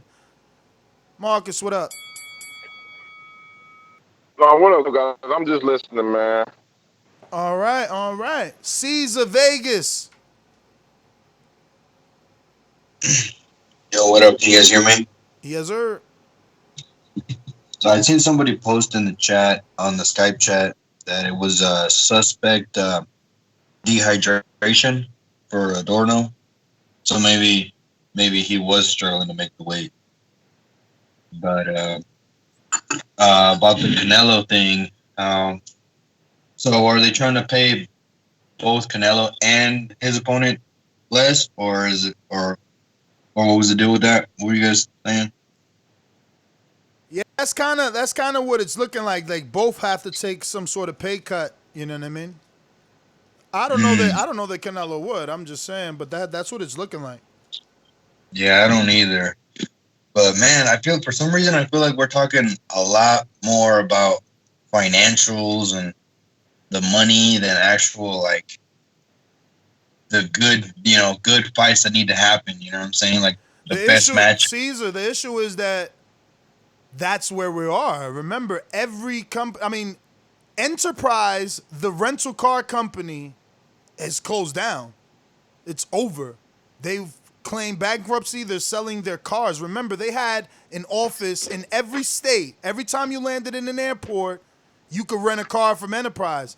That's the second one. That's like the Hertz dozens as well, right? Did that? Who? Hertz, like Hertz the did it rental too? company. Yeah, they Hertz filed like did it. 2 months, 3 months ago. Well, there you go. And so did Enterprise. Think about the 50 something, maybe more, because I used to know for a fact that there's a Enterprise in Newark and in the surrounding area of the airport. You don't have to be in the airport to get Enterprise, but there's always one in the airport. So they're gone. Like, everyone's gone. To think that boxing is somehow exempt to economics and we could just come back, wave a wand. No. Well, I don't think he's saying that. I think he's just commentating on the fact that. No, but he's saying we're talking more and more about finances, and that is the reason why, because the world can't go on without the money. Like, we can't think we're going to get high level. Like, look, Crawford said it. I'm not taking a pay cut. So we can't just think we're going to get high level fights during the pandemic. Yeah, you're right. I mean, that's right. Like, and it's always like, most of the time, financials are part of the equation, right? So, but even more so now, and even more so with the top fights, because you have to pay two sides, like Caesar said, and two sides have to be willing to take considerably less than what they used to, right? So either they come to the realization of that's how it's got to go, and maybe that's not going to happen now, but if it, keeps on going for another year or so, maybe like towards the back end of 2021, they're going to start to come back down to earth and say, yeah, you know what, I've got to fight for 2 million and I'm going to do it, right? So, but it's going to take a while until we get there, I think. I mean, look at all the offers Ryan has gotten and is turned down because of financials, because of pandemic, because he and his team, this is me again, necessations, but like he and his team are saying to themselves, well, wait a minute, you could sell like 10,000 tickets. What the hell we're going to fight for Javier Fortuna or Linares now for? Suspicion. We're gonna make what? What are we gonna make without the tickets that you can bring and the dynamic of you versus Fortuna in a certain demographic, or you versus Linares in a certain demographic? They want us to take a pay cut on your biggest fight? Man, sit out. And if you think about it, like, right before this all happened, we were talking about the Raging Babe card. We were breaking down the smallest fight cards that there were. And not that was a small fight card, but I'm saying, like, it wasn't a TV fight. You know what I'm saying? Like, we're in a situation now where they can't even put fights on.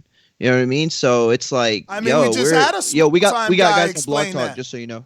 Yeah, no, we just had a guy, small-time guy, and I don't no disrespect to Phil Greco, but what I mean is he explained that on that level, without television, you cannot put a show together with 1,000-seat arena, 5,000-seat arena, 25% capacity. It's just not, the finances aren't there without television.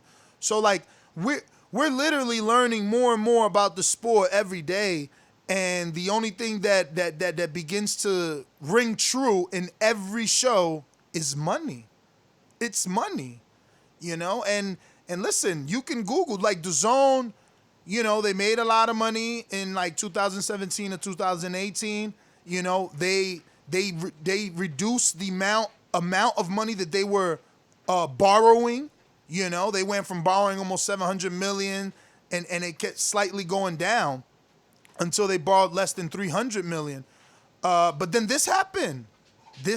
So, we heard the story from Financial Times that, they were looking to get more money. And I think someone said already that they got like another 2 billion, So, yeah, everyone is seeking ways to make it work, right? Like, what can you guys report? Like, Mitty, what can you report for your darts and your cricket and stuff out there? And Mario, what about the rest of the world, real sports? What's back and what's not? So on our side. Oh, go ahead. You go ahead. On our side, football, Premier League football, which is the biggest sport, they've started again like last week or like a few days ago, right? So, but that's all that I know, right? So I don't think any other sport have started. What is so, that? That's soccer. Football. Oh, soccer. Yeah, soccer. The biggest sport in the world, man. Definitely. So today, baseball announced that it's looking to come back July 24th. Now, that's not set in stone, but it is looking like it's going to come back around July 24th timeframe. Basketball is already set to come back. Tennis is set to come back. I think I heard something about basketball being back in a bubble too, though, right? Yeah, they're going to all be in a bubble. Everything's in a bubble, even tennis. Tennis is coming back. NASCAR had its Talladega race this past week on Monday, I think. Go ahead. How long before we start to see the Spike Lees, the Jack Nicholsons in an empty arena with their mask, and it's like the elites are getting to get that one Bro, seat. that would be such a bad look. I don't think it happens. That would be such a bad look. It doesn't happen. Like, so what I've seen from our soccer on our side, obviously the owners of the club and all that, there's like a few people in the stadium, but substitutes obviously and people organizing, but like the owners and the families of the owner, they're in attendance, but not celebrities or anything, right? So. But if I'm Jerry Jones and I got something happening in my stadium, Earl's my friend. You've already seen that I've invested in Earl, that I consider him the next star. Why can't I invite Earl to my stadium? So Jerry Jones will be there in the stadium, like I said, like the owners of the club, the owners of the stadium, and all that. They're there. But I don't even want to put a number to it, but I don't think there's more than like 100 people that are not connected to the organization of the game that are in the stadium, like at least for Premier League soccer. Yeah, we saw NASCAR 2 came back, like I said, with Talladega, and yeah, it's coming back. Some things are coming back. Golf has been back, I think. But yeah, I think that it's going to be a while, like you said, before we start seeing people. But everybody's got to make way. Everybody's got to make way. And by the way, we talked about the financial situation and why the finances keep bringing up. Guess why baseball has, after 8 proposals that got denied by the Players Union and by the MLB, guess what has taken so long to come to a deal? Money. It's been money. That's all it's been about is money. And Mario, I don't know anything about what you're saying. I haven't Googled anything, but just to hear that the players stood together to receive a certain amount. Boxing doesn't have that. Nope. And that's what Top Rank is doing. They're poaching. People are just like, you don't want to fight? Well, don't fight. You heard what Eddie said. You got to understand the landscape. Everybody wants you to fight like there's nothing happening, and it's different for fighters. This isn't basketball. I'm not shooting the hoop. I'm not going to sprain my ankle on the freaking floor. Somebody could punch me in the temple. I could wake up 2 months from now in a coma, or I get out of a coma. No, like I don't think it's the same, and I don't think it's right. I know that the finances aren't there. It's not like It's not like DAZN or PBC or anyone could just pull money out of nowhere because it's unfair for a fighter to take a pay cut. But at the same time, man, it's the most dangerous sport, man. One of. It is. But anyway, let me get back to some callers. We're going to go out to California Zone. Info Joe. Mr. Info Joe. Tell the truth, yo. Tell the truth. This portion of the show we call In the Know, presented by my brother. Yo, what's up, my boxing brothers? What up, Info? Hey, Ness, what's that word y'all use on the East Coast? Bugging. Ness, you bugging, man. Don't nobody want to see Gabe Rosado versus Canelo, man. I take Bivol over Gabe any day. Is Bivol still in the States? If I was Andrade, man, I would be beating down his door, man. I know he won't get what he wants, but imagine a win, even without a belt or whatever, man. You beat Canelo, the face of boxing right now. You the man. On the next go around, your pay will go up. But if it's not Andrade, I'll take Charlo, Benavidez, Bivol, or Plant. But any of those dudes, man, sometimes you're going to have to adjust to the times and adapt, man. You might not get what you want, man. But a win over Canelo is it's a win-win, man. Even if you don't get the money that he's getting right now, that will come in due time. But that's all I got, gentlemen. Peace. All right, Peace. OG. Thanks for calling in. Listen, we got 220-something watching. If you haven't done so already, please hit that thumbs up button. Helps with the visibility of the show. And don't forget to subscribe to the YouTube channel. We will be going live. We're trying to get through these calls to get ready for the live fight chat. We will be doing the Top Rank card. We're going out to New Jersey's own King Amin. Just like the king is what I mean. The king is what I mean. What's good, fellas? I ain't got much on this one. I'm just listening, man. But all I gotta say is, man, like, looking for cheaper opponents. Like, however they gonna figure it out. How long does it take before we get the fight that we want?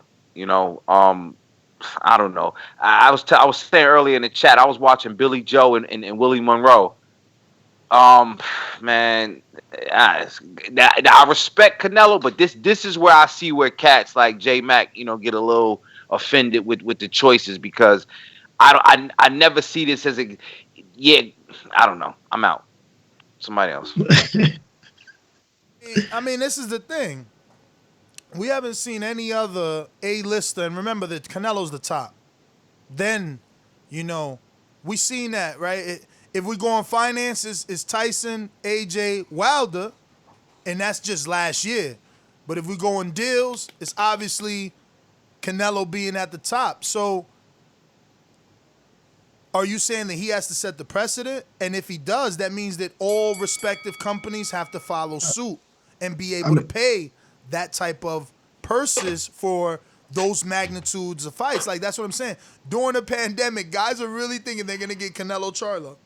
No, but I mean, like, he said something is how long we got to wait until we get big fights. And I think the answer is, like, we're going to have to wait until the money from those rich guys runs out and they realize that, hey, they can't get that type of money anymore.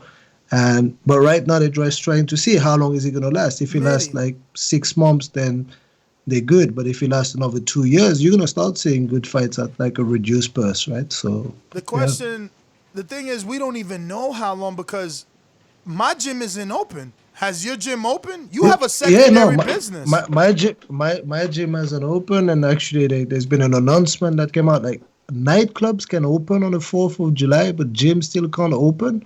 Bars and restaurants can open, but gyms can't open. I'm like, what's going on? Like, I'm not happy about that. That's what I'm saying. So, people saying, all right, you're asking for Canelo to get a cheaper opponent because of the times, but when are we getting the real fight? It's like, bro, can you tell me when I could take my girl on a date? When can I go back to the movies? You know what I mean? Like, you can't even answer that. So how could we answer when Canelo's going to fight an A-list opponent? Yeah, but that's the thing, though. Like, I think, like, I could hear it in Amin's voice. And from my perspective, right, sometimes we have to, we forget that those people come from poverty too. Like, so someone like Canelo, like, I don't want to be in a position to judge him of like the action that he takes financially, because obviously he's gotten used to getting money and you get used to a certain standard. But it's not like at the beginning of his career, he wouldn't be fighting for $1 million, right? So now you're just like looking at $1 million, like $1 million is no money. You asked me yesterday, how much have I seen cash in one go, right? I told you like maybe, okay, 10K or something like that. So hell yeah, I'm going to jump on $1 million. But those guys, when the money runs out, they're going to start just to come back down to earth and come back down with everyone else, right? And for them, reality actually kicks in a lot quicker because their taxes are crazy. You know what I mean? Like, their house taxes are like what people make in a year. Some people, they got leases that are monthly leases for all those fancy cars and boats and apartments and different vacation homes. So, those decisions that you're talking about, they will come quicker than later for some of these people. But let me get out to Boomerang. My Gene Ben, man, we could have used you this morning. I think it was that we were looking for you this morning or last night. But what's up, brother?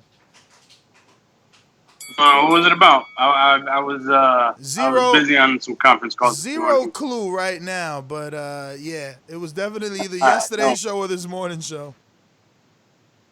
No worries. Nah, man. There's not much to really say about this. I mean, he's gonna pick who he wants to pick. He's the A side. He's boxing's biggest star. I mean, Floyd did it. He did it. Leonard did it. I mean, it goes on and on, man. It's part of boxing history. So, whoever he picks, I'm good with. I'm a Canelo fan as well. So, it is what it is. But yeah, man, have a great evening, guys. I'll check you guys out on the fight chat. All right, Natural Wiz, what up? What up, Nev? What's going on? Not much. I'm a garbage man, so I just got off work. Man, I just saw an Instagram post, and honestly, they're talking about Billy Joe sometime in September, maybe. Correct. Honestly, what do you say? Wishing on a star? I don't know, because they're saying September. I'm in Canada. We just got to phase 2, where people can have dinners on patios, and none of our gyms are open. So, shoot, I don't know, but I don't blame these guys for not taking a pay cut. And honestly, if you're gonna take the same whooping, why take a pay cut? So honestly, that's all I gotta say. What time is the fight, or when the live fight chat happens? Should be 8 p.m. Eastern, which is 50 minutes from now. So, gonna get and get to the next caller, but thank you for calling. Well, what happened? All right. Sony Kamish. Yo, what's good, Ness? What up, what up? Nothing much. A couple weeks ago, I said that what boxing needed was to make a splash during this time. And I think Canelo versus Billy Joe would be an excellent fight if they could pull it off. What they need to do is holler at Tyson's Fury man, the dude that's under investigation, because he know how to get that briefcase money. Get that briefcase money and pay these fighters so we can get these fights on. So that'll bring all the rest of the fighters out, and I think that's what we need. Peace and love. All right. Yo, we're never gonna do a show on this. So between callers, did you see Oscar talking about he might come out of retirement? He is wilding. Yeah, I seen that. He's I hope he aged- does. Bro, he's aged so bad though. Like he's aged Yo, badly but did you compared see to a couple everyone years else. ago when he was working out when he first got out and he was jacked, bro? Oh, got out of rehab? I was about to be like, yo, got out of where? Yeah. What are you talking about? Like he went to jail. Yeah. I'm sure he's still good over a 3-round fight, man. 3-round fight. Yeah. It must be dangerous, man. Yo, I mean, Bro, do you you think talking that golden boy. do you think that Oscar would become some sort of attraction like that, like a 4-round Oscar fight on DAZN to help the network, the way that he used to do with HBO? Obviously, with HBO, he was taking serious fights, but It depends who he fights. It's got to be against somebody that the public can like understand or like get behind, and not just in a winning side, but like like with Trinidad De La Hoya, Vargas De La Hoya, like sides were picked, you know what I mean? And they were just based on people's individual attraction to those people. I don't mean like physical, you know what I'm trying to say, like what people wanted to see from their fighters. And so it would have to be somebody that was just perfect. I can't think of it right now, but it would have to be like a Evander Tyson type of thing. And that's what I mean. Like right now, we're looking for networks for Mike Tyson. Why wouldn't we look for networks for Oscar De La Hoya? He's the golden boy. I don't know if you guys know the type of rivalry that like Eubank Sr. and Nigel Benn used to have back in the days, but like real animosity. And then like they toyed with the idea of like bringing those guys back in now. Maybe that was 2-3 years ago, and then like they dropped the idea. But that would be fire if we can find like someone that Oscar had like some kind of rivalry with, and just put on something like that for 3 rounds. All right, let me head out to Chicago. Steve, what up?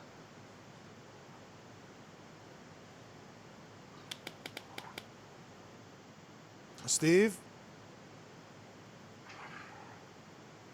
do you hear me? All right, let's try Stone Bone. Yo, 1 second. There's Mad Dog in the chat said Oscar versus Wilder 4-round in a twerking contest. Yeah, can you hear me now? I hear you now, champ. All right. Yeah, I agree. I agree with a lot of what you said. But DAZN, from what I know, from the research, what I looked into, the gate won't affect like DAZN or the network. It will definitely affect the promoter and the fighter. Now, saying that, DAZN, obviously you could hear from your calls, if they want to make some money off Canelo, They need him to fight an American fighter. Billy Joe ain't going to do it. They're just going to rely on Billy Joe's fan base. Canelo's fan base. I'm sorry. They're going to rely just solely on Canelo's fan base to buy that fight. Otherwise, there's going to be no interest here in that fight. And Mitty, I don't know how you can say that you think Billy Joe and Callum have a chance with Canelo. Dude, I know you're a fighter, but you get on the show, and it's like you forget how to judge a fighter. Canelo is levels above those guys. And I actually hope if the Billy Joe fight does happen, I hope he puts him in the hospital because Billy Joe deserves that. He's a piece of shit.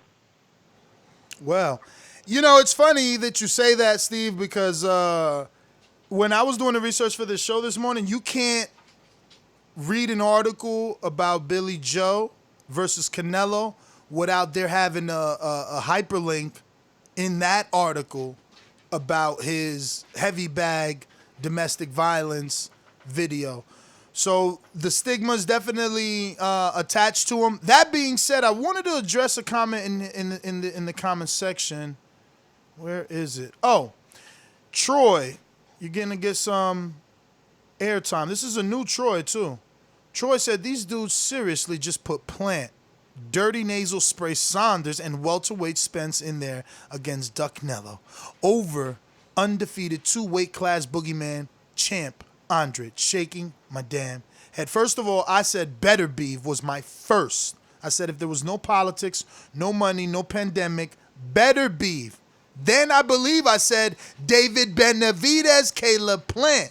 So you just don't know how to listen. And I said, and I took yours out and put in Charlo, kept Benavidez, and then went with Spence. But then the moment somebody brought up Andrade, I was like, yo, that's exactly who I want, Andrade. Because the reason why I didn't even think about it is because to me, Andrade still has a chance to get the Canelo fight at some point. I was thinking of fights that were very far out there and not makeable unless I forced them to happen. Charlo's number one on that list. I don't see him getting the fight anytime soon. Benavidez, same thing. And then Earl Spence was like my reach because I know it never happened. Not right now, at least. But yeah. So, and I think Mitty was Callum Smith, who's the real 168 champ, who he went through the tournament. Like, everyone else is there, like Plant and Benavidez, but an argument could be made that the man to be beat is the man that beat the tournament and got the Ali trophy and the WBC Diamond belt and the real super WBA belt. Plus the ring fucking title. The ring title, too. Don't say things like that. You're going to get Steve mad, man. He's going to come back on a boomerang, man. Yo, super chat from Big Super Mex Rodriguez says, De La Hoya Trinidad 2 in a 4-rounder. Yo, sign me up. People say, obviously his other super chat is, or De La Hoya versus Chavez. That would be still a sell. Yo, Chavez is old, though. Hey, man, listen, Chavez out here doing exhibitions with Arce and Morales. I think he did one with Morales, too. Chavez against, Sugar Ray Leonard.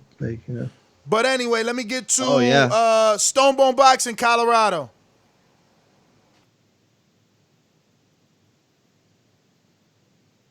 Hear me? Yep.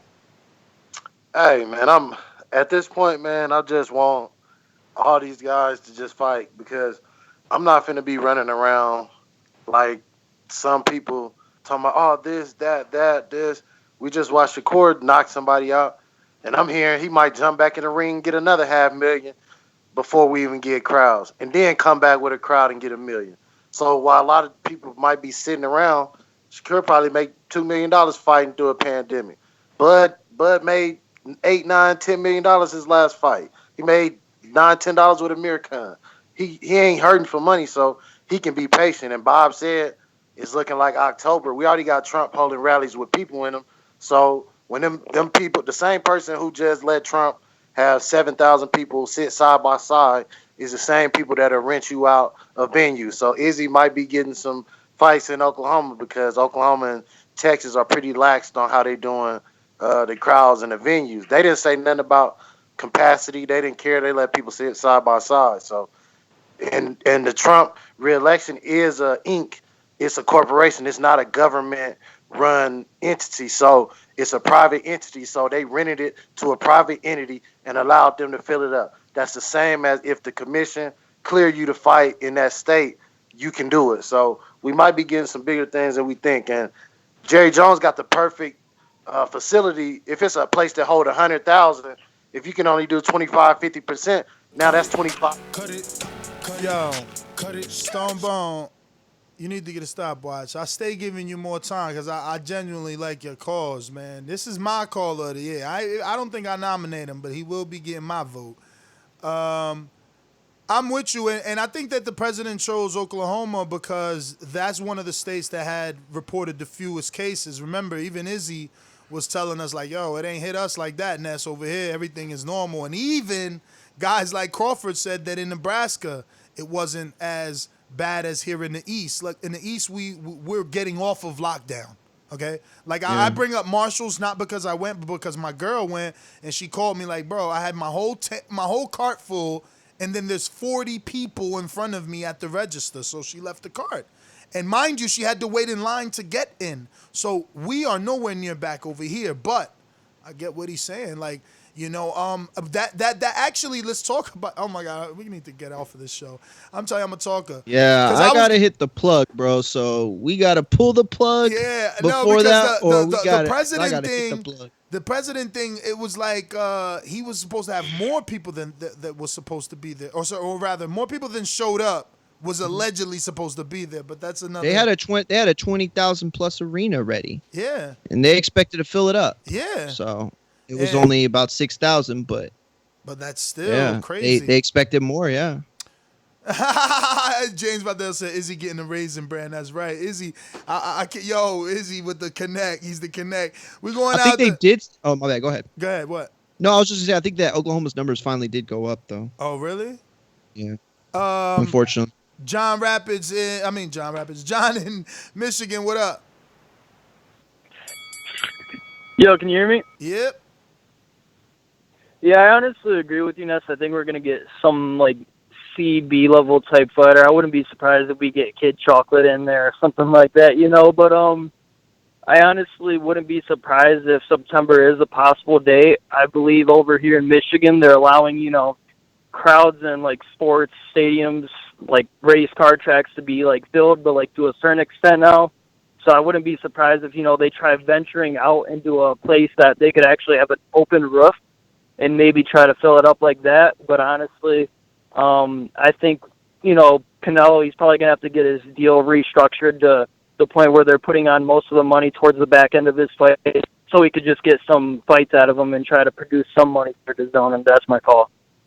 Yo, what if they have to let him out his contract? What if he's like, I'm not taking a pay cut. I sign. I wonder if there's verbiage. You think they thought of that, Mitty? Like contractually? Like, yo, in case of a pandemic, you got to take a pay cut.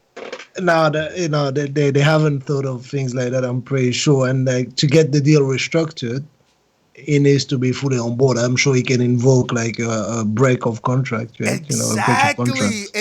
So. And at this moment, isn't that what Canelo would want? Imagine if Canelo could break his DAZN deal and start doing pay-per-views with Zurdo Ramirez on ESPN, Charlo on PBC on Fox, in bubbles, but he gets the money that he wouldn't be getting in an audience. He gets it in pay-per-view buys. Yeah, like, you know, that's the thing. Like, I hear that, you know, it's done in other sport, you restructure and we'll pay you at the back end, but like, you know, how does he know that he's going to be there in 2-3 years' time? I won't accept anything like that. If I'm not accepting a pay cut for one fight, why would I accept to restructure what I get paid at the end of my contract, man? Especially when you offered me 360, I want it all. I don't want you having a meeting with me saying, "Hey, Ness, man, you know, we said 365, but we're going to have to..." No, I want it all or let me out. Because I tell you one thing, I know for a fact, Canelo, if he leaves, come on. You heard Bob. He'll do whatever. And he could be his separate entity and do shows fight by fight. ESPN, what you got? Oh, we got Zuldo. We got Better Beef. man, we could do Crawford at 160. They'll do whatever, right? Same thing. He calls the next promoter and the next broadcaster. What do you got? Like the Canelo DAZN deal is because of Oscar. He needed the dates, and remember, he only got 11 dates for bringing Canelo to DAZN. So, and last we checked, those guys are not happy with each other, man. But Juan and the BX, what up? Yo, what's good, fellas? What up? Yo, Ness, you do realize too that not only that about the even the COVID stopping fighters, like Jamel Herring's fight for July was canceled. He got that too now. So that alone is stopping fight. Wait, Jamel got COVID? Yes, sir. He said it an hour ago on Twitter and show 2 hours probably now. Oh, snap. Yeah, he caught it. So his July 2nd fight is canceled. Yo, so that means Crawford got to get tested and Robert Brandt and all. Oh, my God. That's what they were saying in the chat and shit. People, in the comments, they were asking what's good with Crawford and all that. Oh, wow. Jamel did answer somebody, but he didn't answer the dude that said that. I'm going to text him, man. I'm going to text Jamel, see if he let me know. Dang. Yeah, that's another thing and shit. Fighters have to watch out because it's also happening in the UFC and shit. Since I've been watching it lately, I have seen a couple of fighters got caught and they got thrown out. But this is why even if it's just the coach, it doesn't even have to be the fighter. Oh my God! Imagine the coaches got it. Jesus, that if one of them coaches got it, the team has got to wait. They're on hold. I mean, obviously, if one, since it's three, they pretty good. But they talk like they work as a team. If one is out, maybe not. Listen, Juan, thanks for that info. That's crazy. We got to follow up on that. But for sure, that is interesting. Wow, that's game changer. I was looking forward to Herring. He looks so. But this is what I'm saying. That's why, I hate this C19, Mitty, because. Come on, these things look like false positives, man. It's like Michaela Mayer, I watched her train, man. It's like I wasn't there, but I follow her on Instagram. They post every single day. This girl showed zero signs of nothing. And I hear all that asymptomatic bull crap. I hear it. But Jamel Herring, I promise you, I just literally said on one ripped. I just said it on one of these more. He's looked the best I've ever seen him in my life. And you're going to tell me he got COVID. Man, I'm out of here, bro. I'm done. There's no boomerangs. Catch us for the live fight chat. Nest GTO, Instagram, and Twitter.